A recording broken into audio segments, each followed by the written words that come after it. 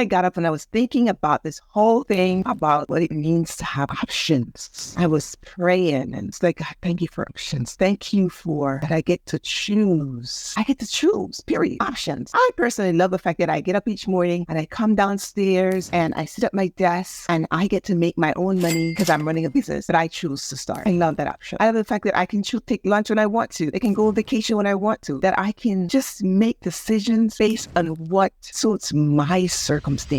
If you love options, put it in the chat. I think we all love options. Some of us have options and we don't realize that we have options. So we default to what is normal, quote, what is usual, what is the status quo. But the kind of options I'm talking about is the option that causes us to live a resurrected life. One of the options I'm especially grateful for, oh my gosh, option of not having to live, settle, exist through the doldrums of anxiety. That is one of the best options ever. Because for a long time, I just defaulted to making it through the day, like sledging through mud. But I'm so grateful for the option of living a resurrected life in that specific area. I mean, I have a lot of options that I'm grateful for, but that option, let me tell you, that option is the difference maker because if I didn't have that option, I don't know if I could do all the others. I know I can do all the other stuff that I do, but let me tell you something else. The option that is supreme in my book,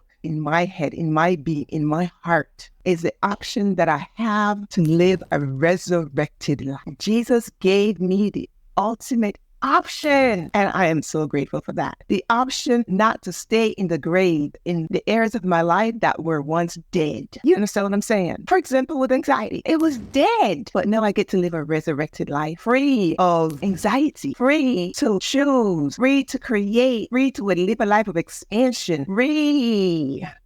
The option to live a resurrected life. We have the option to prioritize the pursuit of our best selves instead of just settling. We have the option to be, not just do. We have the option to adopt virtues, not just be moral. We have the option to have a great relationship with God, not just to be good people. It's a huge difference. We have an option to be intimate with our Maker instead of just settling for going to church. We have options to grow instead of stagnating, staying in stuckdom. We have options. That's what the resurrected life is all about, to get out of the grave. And sometimes, and I felt this, and I'm sure a lot of us have, we feel like we've been in the same place for so long, there's no way a resurrection is possible. But today reminds us and reminds me that because Jesus left the grave, so can I. Isn't that liberating? He said, okay, 3 days is enough. I'm out of here. And he was up. And today because of his decision to get up, we get to have the option to choose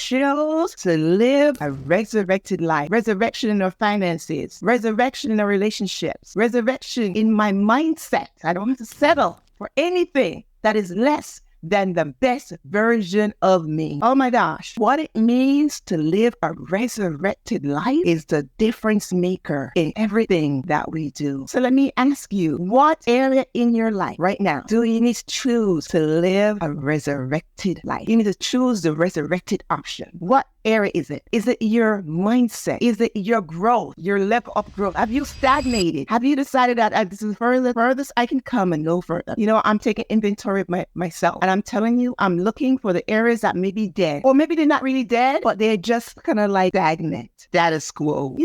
It's stuck. Those areas are tell not to pay attention to too much, but they can be very dangerous. So sometimes it's not that it's dead. Sometimes it's just plateau. God, send Jesus so that I don't have to settle for that. You're settling when you're no longer expanding, when your mindset is no longer one of expansion. And so ask yourself today, what area have I either settled or have given up on because I think it's too dead to be resurrected? Go ahead, take the inventory and click the link and talk to us here at the Eve Speaks team, because here all we do is heal, aspire, and grow. Because why? I personally believe that I get to live a resurrected life, and because I'm experiencing it, I'm living it, I can tell you it's real. It's not some religious mumbo jumbo. It's actually true. I want to pass it on to you. I want to be the gift that keeps giving. I want to be the river, not just a reservoir that just kept it for myself. That's why I have this platform, so that we can continue together to heal, inspire, and grow. Go ahead, have a wonderful Easter, but let it not just be another Easter Sunday. Decide that you want to live a resurrected life in all the areas that right now you've either settled for or you are written off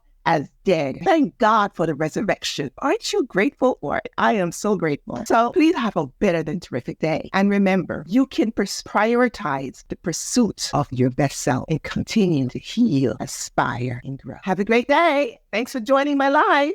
I'll talk to you in the next episode of Angie Speaks, Stronger Than Splinters. Bye-bye.